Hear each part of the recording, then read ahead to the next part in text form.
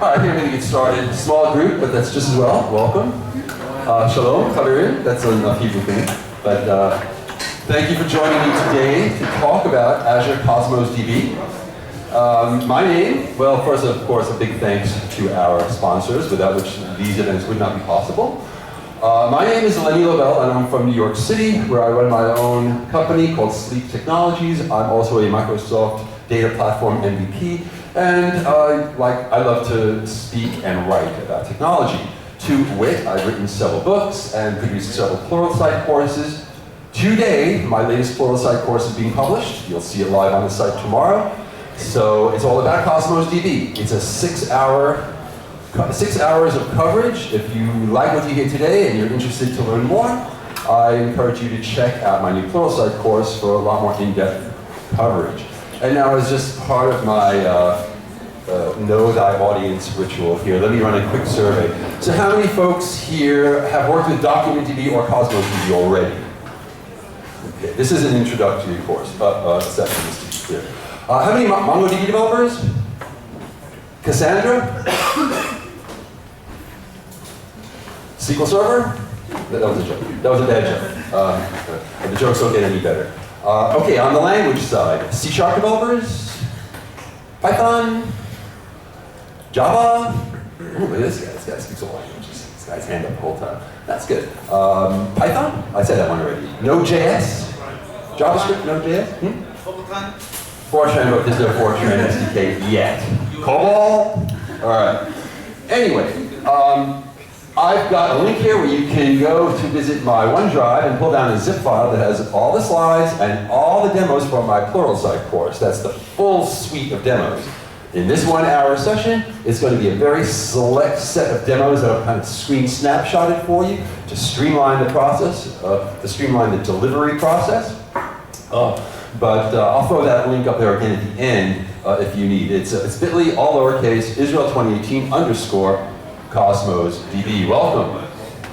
Yeah, I figured folks need a little extra time to move around from session to session. So we're just about ready to get started. We're going to start first by defining what is NoSQL, but given the response, I don't think I have to spend too much time on it. Of course, NoSQL is just a buzzword. And the real question is, what is Microsoft with Cosmos DB, and in fact, what is the entire NoSQL industry trying to achieve? What is the common problem that they're all trying to solve? And we're just calling that NoSQL. But of course, it's a terrible term. I hate that term. It's a term where you're describing something by something that it isn't, right? It's not a sandwich, it's a database. So, okay, I know it's not a sandwich. So NoSQL is just a buzzword. It's this meaningless buzzword because, as you'll see, Cosmos DB has a number of APIs, and one of which is called the SQL API. And guess what querying language you use with that API? SQL. So NoSQL is just a buzzword.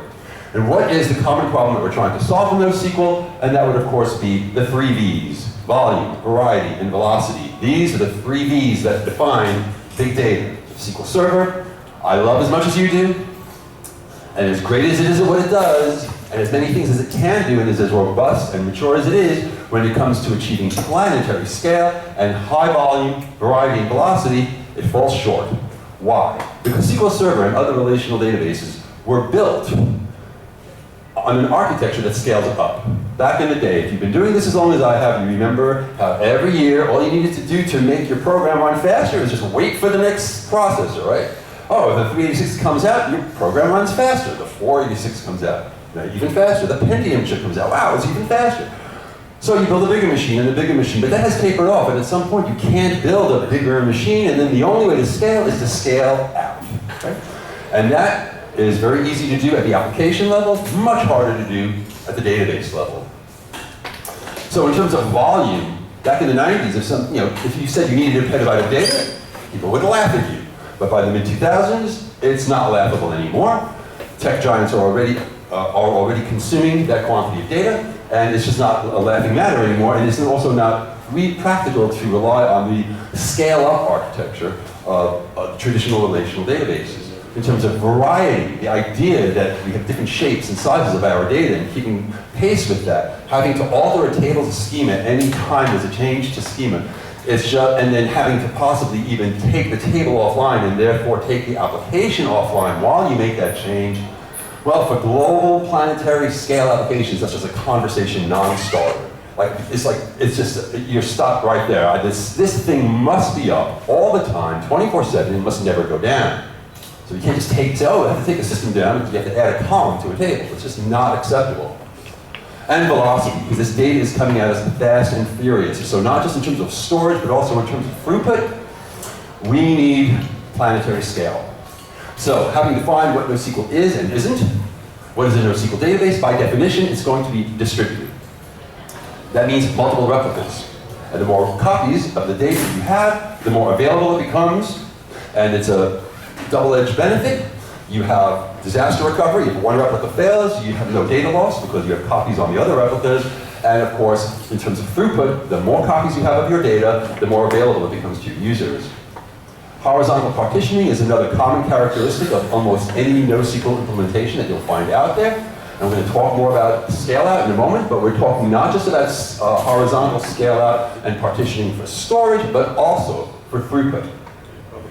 And this idea of schema-free, which is also, by the way, a misnomer, like NoSQL a little bit, because the truth is schema never went away. We're not saying that there isn't any schema. What we're trying to do here is alleviate the burden of schema management. So you have all of these so-called schema-free data models here that I'll talk more about in a moment. There's document, table, graph, and what have you. But what they all share in common is that they are so-called schema-free, meaning you don't have to define the schema up front, and there's no schema that gets enforced. But there is, of course, a schema. Schema never went away. You need a key and a value, at a minimum, and that's your schema. The key is your schema. If you don't have a key, you can't get or set the value. It's as simple as that. So, what is Cosmos DB then? Well, it is an evolution of Document DB, which has been Microsoft's massively scalable NoSQL document database, which was already delivering low latency and partitioning for JSON documents.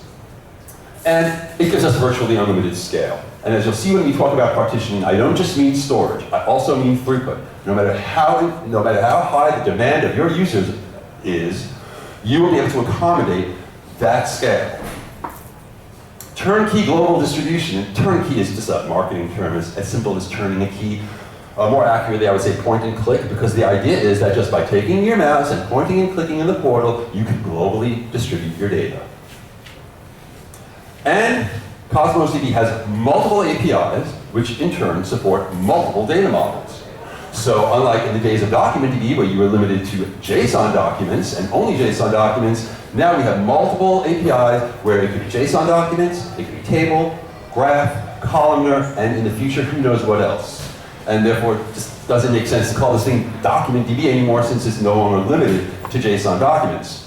And the name Cosmos DB kind of conveys the global distribution aspect of this platform. And without spending any time on the history on the left-hand side of the slide, if we look at the right-hand side, we can see the kind of culmination of all that evolution. You can see that this is not a new product. This goes back to the year 2010, when Microsoft was using it internally for their own services, and SQL Server and relational platform was just not giving them the throughput, scale, and constant uptime that they needed. Now, I've already called out most of the points on the right side, so I'll just add a few here. Besides global distribution, partitioning, and SLAs, those are service level agreements for guarantees not just on availability, which many other vendors provide, but Cosmos DB is the only NoSQL database that also gives you SLAs on throughput, latency, and consistency.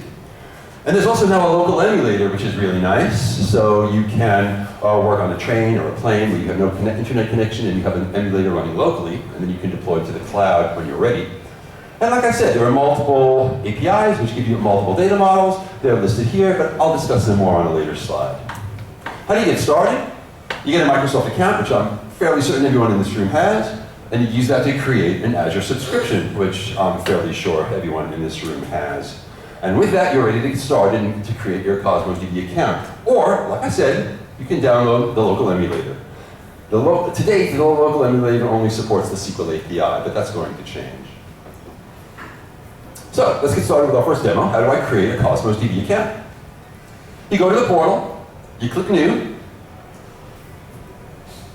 Databases, scroll down a bit, Azure Cosmos DB. Click on that, and now you've got to come up with an account name. And I'll call this one Cosmos DB Demos. And it has to be globally unique. And the green check mark there on the right tells me that nobody else has taken that name and I can use it. So I'm naming my account Cosmos DB Demos.documents.azure.com. At that point, from the dropdown, you choose an API. Now I'm going to talk more about these APIs, and I just mentioned the SQL API without really explaining what that was. But I kind of already started to explain that when you choose an API, you're effectively choosing a data model. Each of these APIs gives you a different data model. Now, this is going to change. Today, when you create an account, you choose an API. And that account is tied to that one API, which means if you want to experiment with different APIs, you need to create multiple accounts. That's going to change. And you will one day, I don't know when, but one day, you will be able to freely mix and match between APIs within a single account. I'll talk more about that in a moment as well.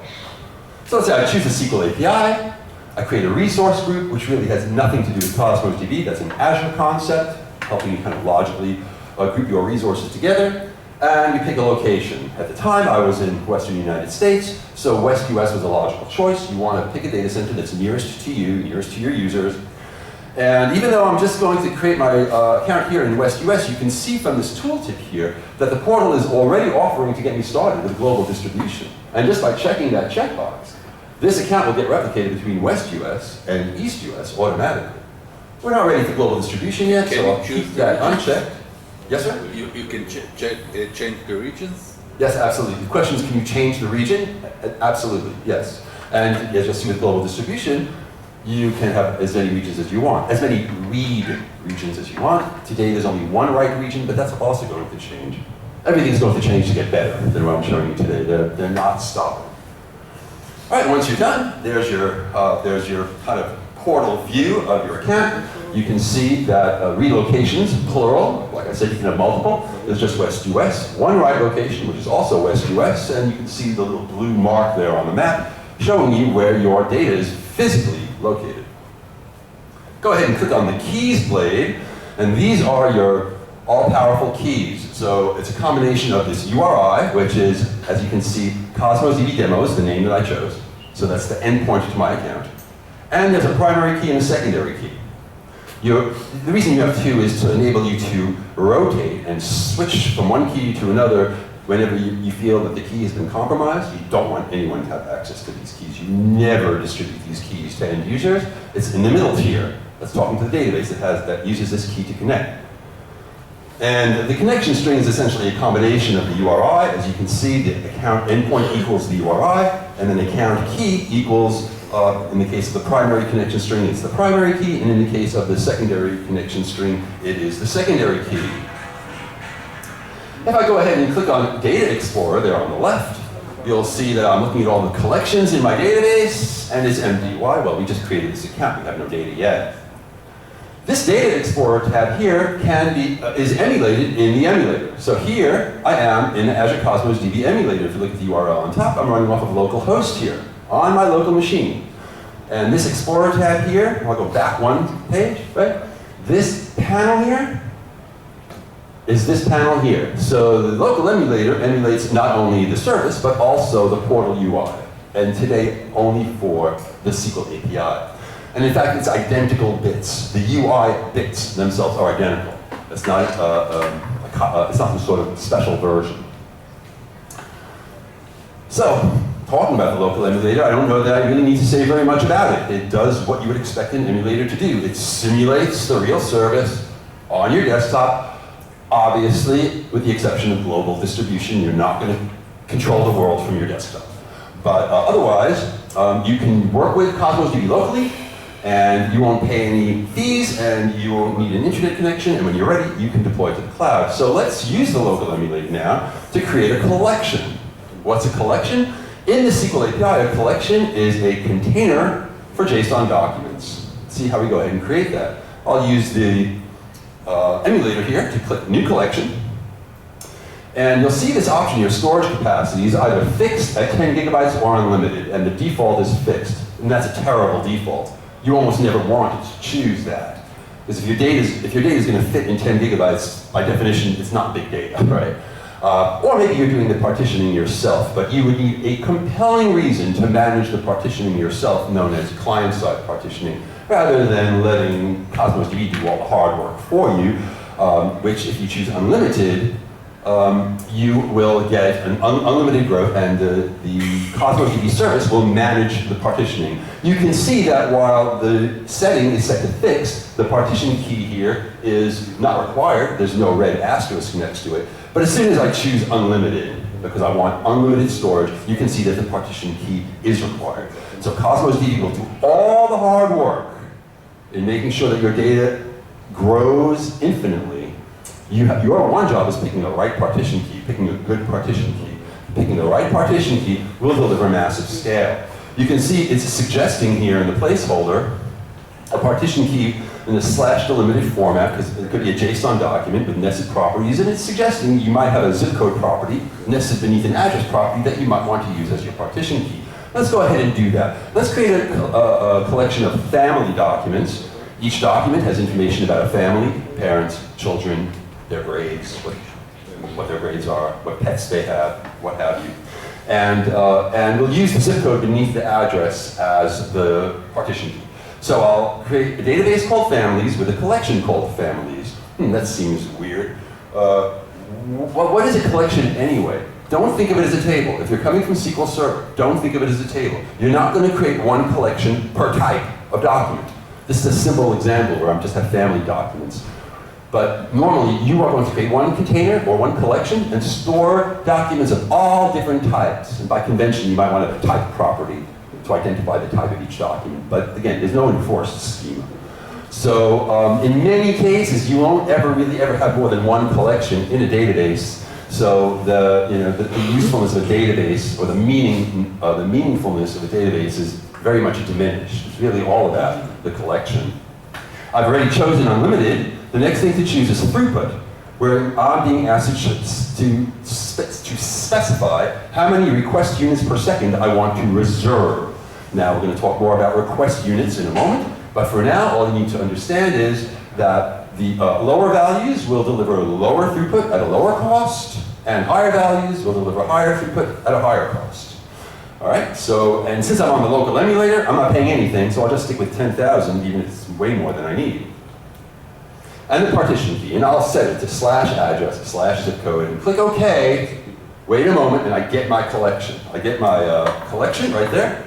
You see the family's database, and the family's collection nested beneath it. All right, now we've got our collection. What's our next step? We want to put some documents in this collection. You'll normally never type documents by hand into the portal the way I'm about to show you. You'll be doing it programmatically or migrating data. However, it could be very useful for modifying existing documents. So I'll just go ahead and click on Documents. I'll click on New Document, and it has already filled out for me here a document with an ID because the ID is required. So the ID is required. Very often you'll find you won't want to specify an ID, and you're going to want to let Cosmos DB generate a GUID, almost like an int identity. We don't really care about the value, right? It just needs to be a unique ID. In most cases, you're going to be querying your documents on properties of interest other than the ID itself. So I'm just going to go ahead and create my first document here for the Smith family without an ID property. If you look at this document, all right, let's take a look at this document here. It's got a bunch of properties. There's a family name, address, parents, and kids. But, it's a complex object. So some of these properties are simple, like family name is a simple string, but address itself is a complex object with nested properties. Other of these properties, denoted by the square brackets, are arrays. They could be arrays of objects, they could be arrays of arrays, JSON, right? In this case, they're arrays of simple strings. But there's no ID in there. When I click Save, you see the ID there on the bottom? Got generated. And notice, I made no declaration up front of what the schema is supposed to be. I just put the data in the database. So that's another kind of a compelling aspect of NoSQL, is that the bar to entry for a newbie, or a young developer who's just learning, the barrier to entry is much, much lower. These developers, they just want the database to be a place where I can put stuff and get it back, and I don't want to get bogged down in the complexities. Like create table, alter schema column, bar chart, what? I just want to put it there and get it back, and I don't want to get bogged down. I don't have to learn all this complexity. So that's what I've done here. I've just created this document, and it's save, and it's just been saved. I'll create another document.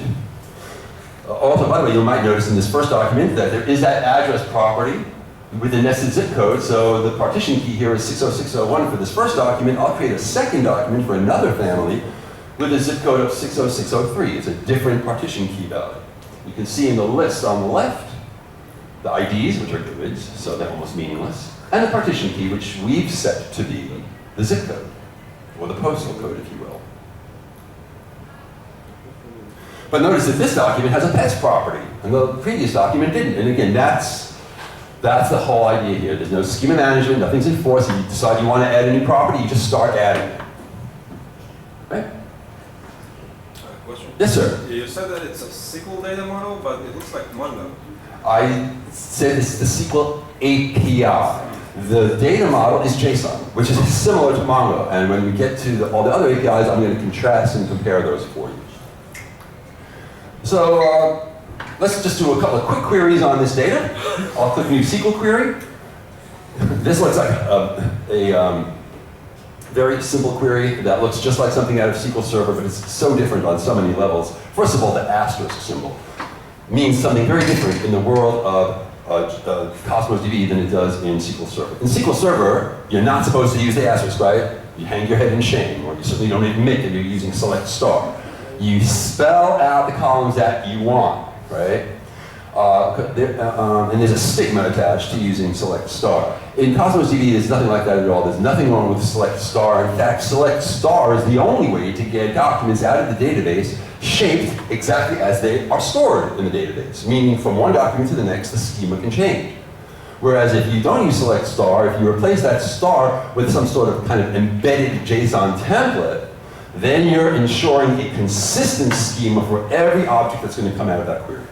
And inside that kind of template, you can embed functions that resolve differences. Let's say in my older documents, the first name is in a property called name. And in later documents, it's in a property called first name. Well, I need a consistent, unified view of this data, right? So you can check for the absence and presence of properties and resolve those differences. And I'll show you an example of that in a moment.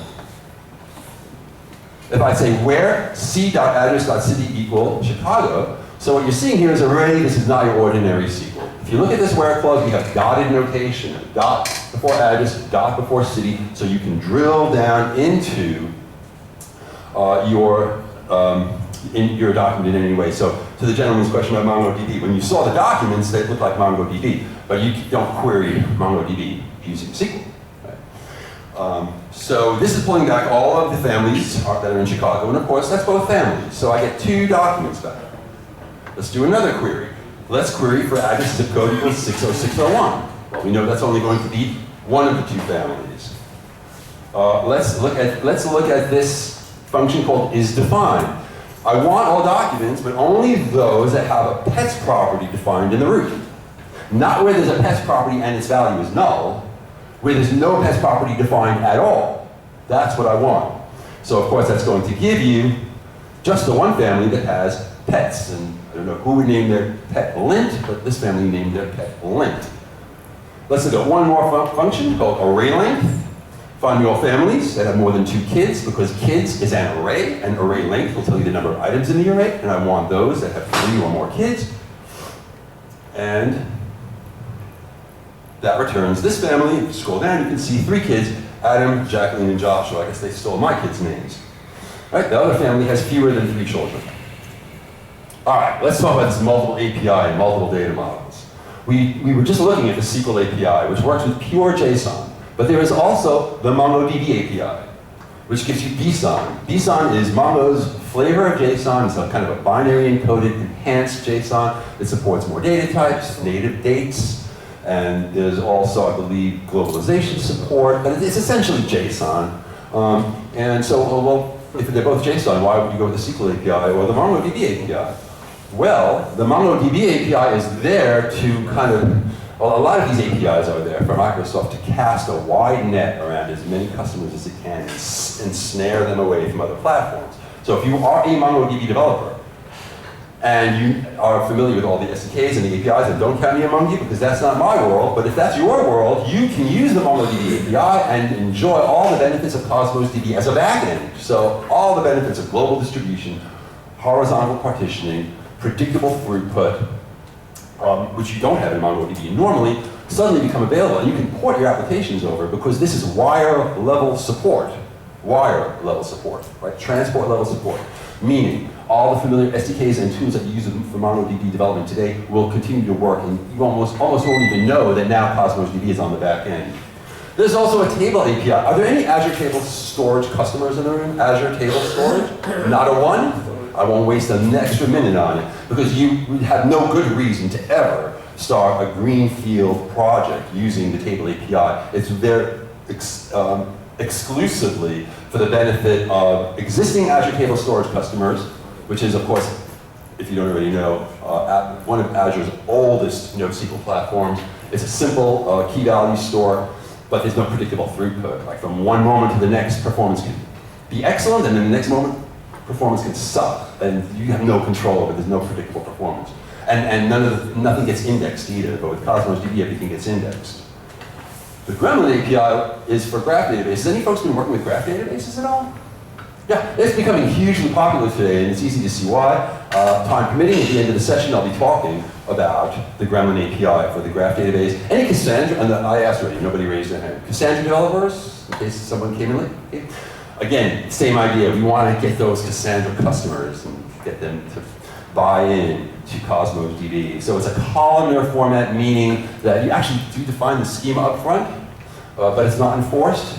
But we'll just leave it at that. Again, it's just to broaden the choices. Why? Because at the end of the day, these APIs are here to broaden your choice as a developer of how you would like to treat your data.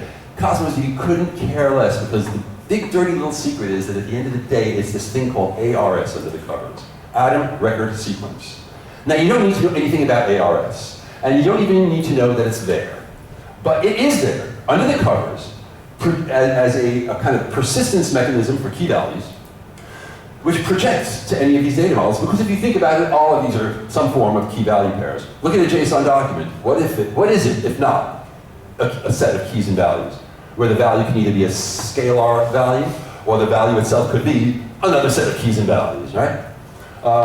Clearly, the key value data model is based on keys and values, but also the graph data model using the Gremlin API, where you annotate your data with relationships. Those relationships and the entities in your graph database, they're also expressed as keys and values. And certainly, of course, the columnar API can be viewed as keys and values as well.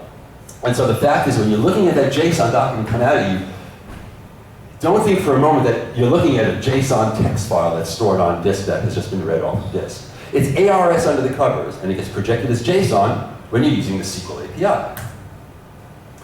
So I mentioned earlier, and I'll mention again, that today, when you create an account, you choose an API, and that dictates what data model you're going to get to use, and therefore you need to create multiple accounts to work with multiple APIs. But again, as you can see from this illustration, underneath it all is just ARS. So one day, and I really can't tell you when, because a year ago it was supposed to have been last month. Like a year ago, it was projected. Well, then it was NDA, now it's no longer NDA, so I can tell you that a year ago they were projecting for March of 2017, 18 rather, that we would have this ability, and here we are in April and it's still not here. But one day in the future, you'll be able to create a single account and switch freely between these APIs, even over the same data set. So I create my database with one API, and then I query it with another, and it's the same data. And maybe this is why it's not here yet, because there's a lot of work to resolve all the mismatches between the APIs. Like, there's a lot of difficult problems to solve. If you create a database using the Cassandra API, where you've defined a schema, and then you try to add more data to it using the SQL API, which violates that schema, well, how do we resolve that? That's what they're working on. But it's coming, and you can see from the dots on the right, you can expect more APIs to come out in the future. Again, just to broaden the appeal for a larger range of developers. But it's all keys and values. To the minute. All right, throughput and performance. So I started talking about request units. What are request units? They're what we call throughput currency. And it's kind of a good term because it reflects what you pay in dollars and cents or shekels, what have you, on your Azure bill is directly related to how many request units per second that you request. So a request unit is kind of this blended measure of CPU, memory, disk, bandwidth,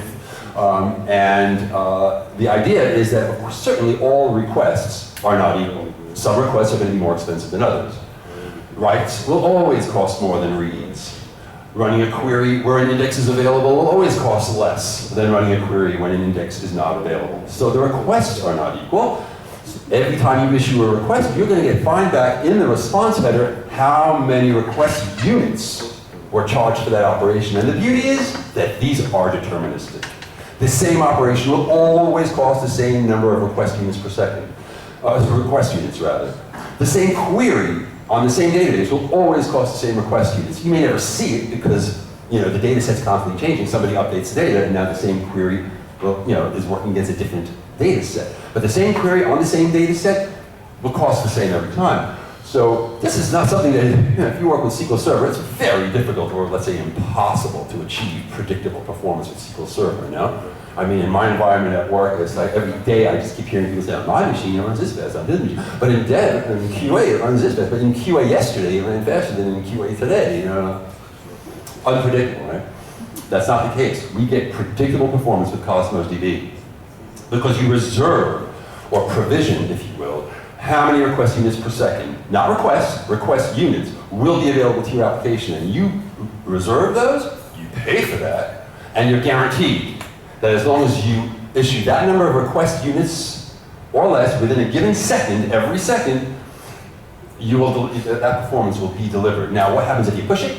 What happens if you reserve 10,000 request units per second and there's a period where you try to squeeze more request units than 10,000 in a single second? Your request will get throttled. And that's just a polite way of saying that you'll get an error. So, thought I had a slide on that, but maybe we'll get there in a moment. Yeah, that's coming up. So, like I said, Cosmos DB is very transparent about how much things cost. And it will always tell you for every operation how many request units were charged. So if you look at the two queries that we ran before, I didn't point it out then, but if you look at this first one, where one document was returned, it cost 2.97 RUs, request units. If you look at the second query, where two documents were returned, it cost 5.94 RUs. There are tons of customizable charts and graphs in the portal. Here, I just created a collection and I started hammering it, and by saving documents as rapidly as I could, and even then I couldn't exceed 170 request units per second, which is very low. Do you get that in the emulator as well? You do not get that in the emulator. So you can check it. But you can. Oh, I see. Oh, well, do you get what in the emulator? The charts and graphs? No. How much? Oh, yes. These snapshots are from the emulator. Oh. Sure, absolutely. Yes, good question. So here's some code. Yes, sir. Can I limit the RU quantity per? Let's say I have a query and I don't want it to pass more than a limit of RU. Yeah. Because I don't want per query. Yeah.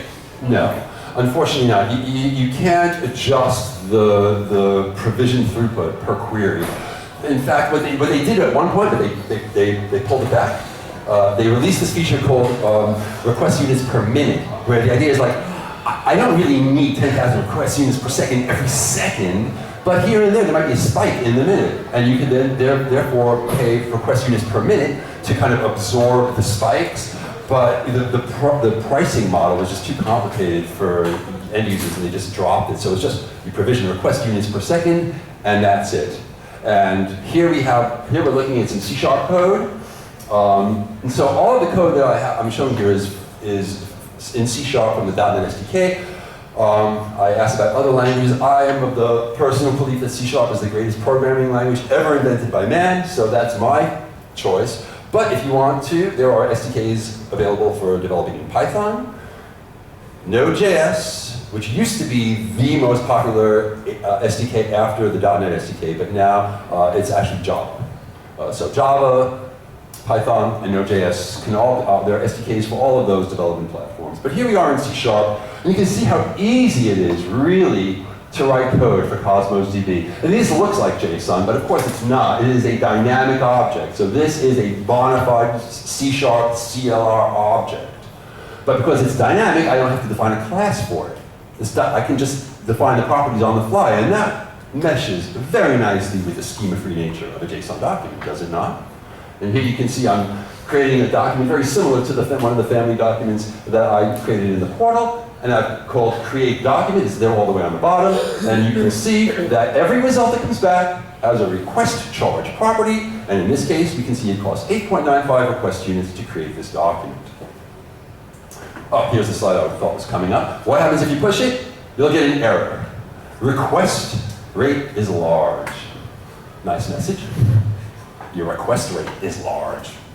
So what you can do when that happens, as you can see in this code here, is you can catch the document client exception and look for a 429. Oops, sorry. That's the code that comes back at you telling you that you have exceeded the request units that you provisioned. By the way, a little subtlety here is that Cosmos DB will actually allow you to exceed on occasion. If you exceed, then you go into debt. And as long as you give it a breather a little bit after, it'll let you get away with it. Then you pay back the debt by just pulling back for a bit.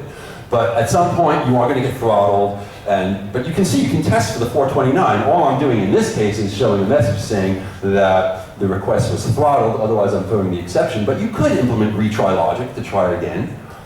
And you can see exactly how long to wait as well. It will tell you in the header, wait another half a second. And assuming no other parallel tasks are running, issuing other requests, you're guaranteed if you wait that amount of time, not a microsecond more, not a microsecond less, that request will be satisfied. But of course, if there are other parallel requests, you might get throttled again and again. And you can check for that 429 and implement retry logic, but do bear in mind that the SDK has already retried 10 times before throwing the 429 up at you. Here I have some fiddler output from behind the scenes showing those 429s. So yeah, you can add retry logic, but your users are going to have a very degraded experience. Performance will not be good, and you probably you just need to pay a little more and just raise your provision throughput for your container. There's the how many milliseconds to wait. In this case, it's also half a second. How do you know how much this is really going to cost you? Well, you have to kind of whiteboard the cost, right? What does a typical item look like? A family document. Is that a typical document? Do I have other typical documents? What are the typical queries that are going to run? Is it write heavy? Read heavy? How many writes per second do I need?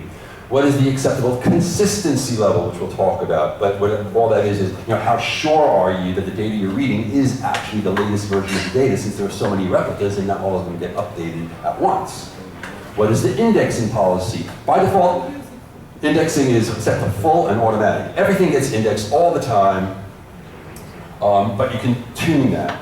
These are actually exact figures. So let me tell you this, okay? Reading, not querying, but reading a 1K document costs 1 request unit. Okay, that's kind of a baseline. These are actually exact figures, but they are based on indexing policy set to none. I mentioned that indexing policy by default is set to full and automatic, and you would normally not want to change that, but this is the only way to get exact figures. Because with indexing on, then you can't really show exact figures. So with indexing policy set to none, if you have 4K documents and you need 500 reads per second and 100 writes per second, well, you're going to have to reserve 1,350 request units per second. Another thing that makes this very easy is the online request unit calculator. If I go there, I can click upload document. Let's say I upload smithfamily.json. So, hey, here's a typical document, and I've got 1.4 million of these. So you upload the document, you say I need to accommodate 1.4 million of them, and I need to be able to create 200 per second and read 1,000 per second, and I don't have any requirements for updating or deleting. If I had other types of documents, I could add another sample document and say, oh, and I also need 40 million of this type of document. Click calculate, and in this case find out that we need to reserve 2,970 request units per second. You do that, your throughput will be guaranteed. Right? And it's only going to cost just under half a gig. So how much does all this actually cost? It's split between, cost is split between storage and throughput, but you're going to be paying mostly for throughput. So, and these are, this is US dollars here. So you're paying a quarter for 1 gigabyte per month for storage, which is nothing. But let me be clear about throughput. You reserve per second. You pay per hour. So the cost is 0.008 cents for every 100 request units per second that you want per hour. You pay 0.008 cents per hour to get 100 request units per second during that hour. Okay, to be clear. Now that's per 100 request units per second. There is a minimum of 400. Really, the minimum is 1,000 if you go with an unlimited container. But going with the minimum, you can see even if I go with 10 gigabytes at a quarter a month, that's $2.50. If you look at throughput for 400 request units per second, it's almost $24 a month. You're looking at, storage is roughly only 10% of the cost. So you're going to be paying mostly for throughput in most cases. All right, partitioning. This is where it really gets good. Partitioning is all about massive scale out. You want an unlimited container.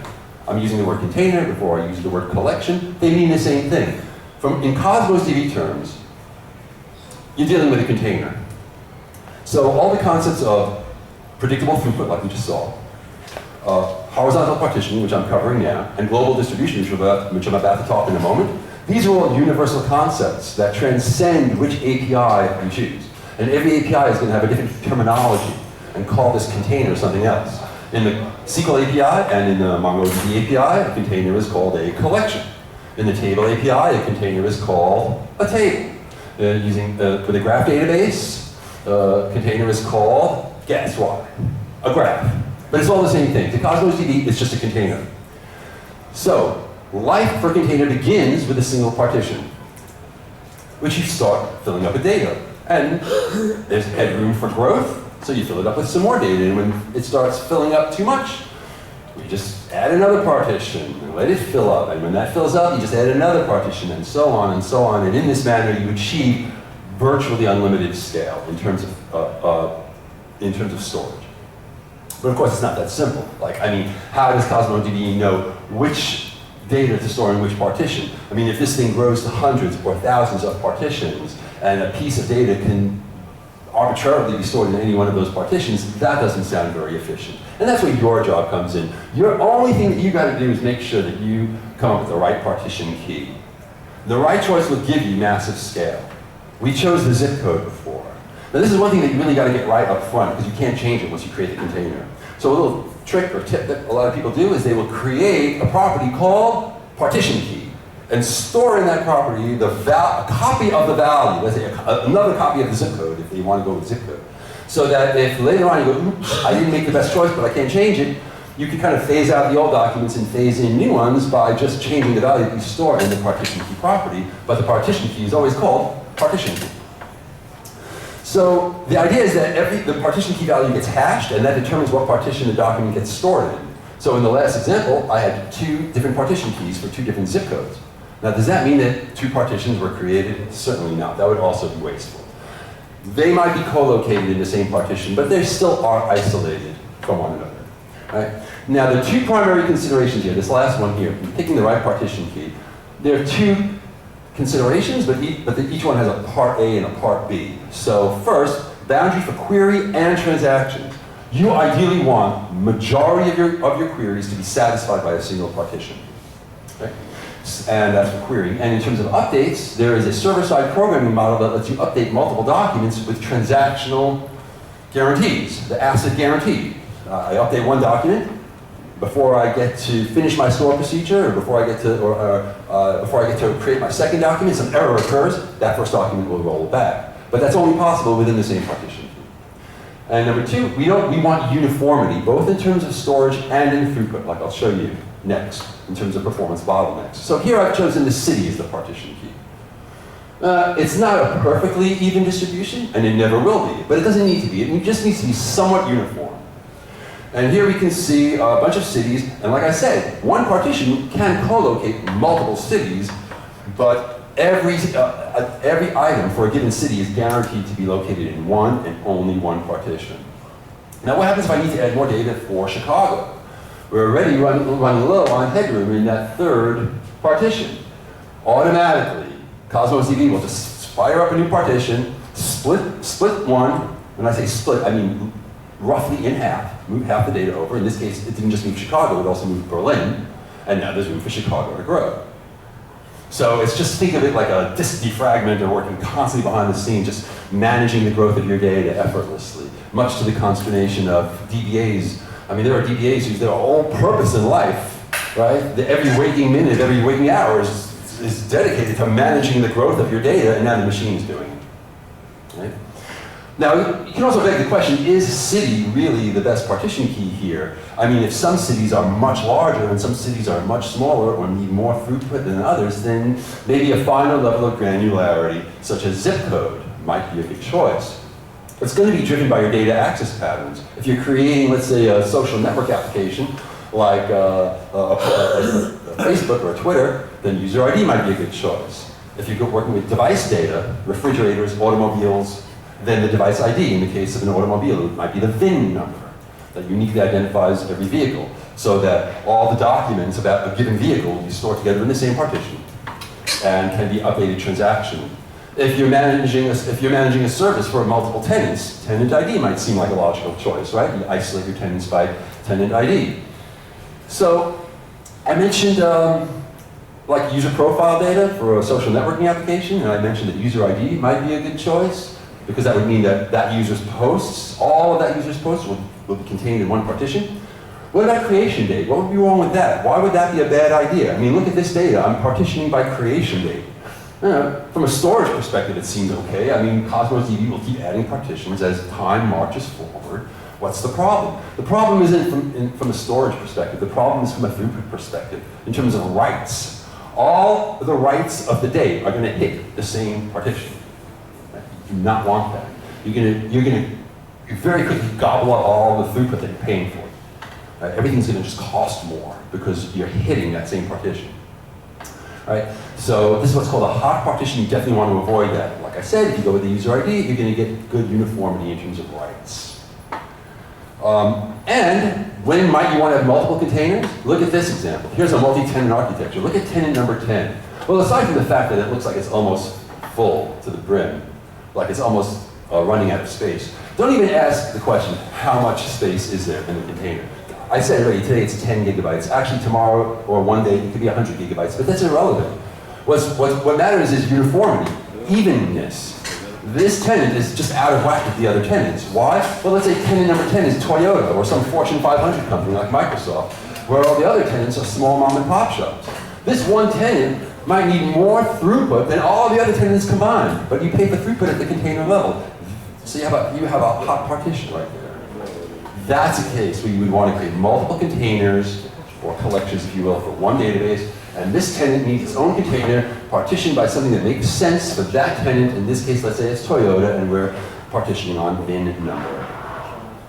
Cross-partition queries are possible, but they should be avoided. If all of your queries are cross-partition queries, you've done something wrong. Okay? You can do cross-partition queries, but Cosmos DB has to visit every partition. There's just no way for it to know which partition the data might live in. And it'll just, but you can do it. You just have to tell SQL, you have to SQL Server before you install. You just have to tell Cosmos DB that you are aware of the implications of what you're doing. For example, here's a cross-partition query. Here in code, I'm showing you how to create the same families collection and same families collection that we did in the portal. In code. It's how simple it is. You create a database called families. You create a collection called families. You set the partition key just like we did in the portal. You set the request units per second, 20,000 request units per second in the offer throughput. And of course, at this point, the collection is empty and these queries aren't going to return any data. But if you look at these two queries, the first one is querying on 60603. That's scoped to a single partition. Right away, Cosmos DB knows which partition to go to because the zip code is my partition key. But if you look at the other query on Chicago city, well, if you don't know what the zip code is, that's a cross-partition query. If you don't specify the zip code, you don't know what partition it's in. So when I run the first query and I invoke toList, which runs the query, it succeeds. When I run the second query, I get an exception. What's the exception? Cross-partition query is required, but disabled. Meaning, you can do this. Please set, so it's even saying please set, enable cross-partition query. So, if I run the same query and I set enable cross-partition query equal true, you see that it works. because I have let Cosmos DB know that I know that I'm running a cross-partition query. Global distribution, what Cosmos DB is all about. I'm going to just jump into the demos because I'm keeping an eye on the time, and I also want to show you some Gremlin stuff, which is the last piece. So there are 30 plus data centers worldwide, and what happens is, here's a demo where I've got a data center there in West US. I'm running a Cosmos DB account there, and I've also got an application server running there, where all my West US customers are connecting to for their application. And they're right next to each other. Right? The traffic between them is very fast. It was really hard for me to capture this screen snapshot because each line is going by in less than 10 milliseconds. You're getting single-digit millisecond latency here. This thing flew by. It took me like 10 minutes to get the screen snapshot.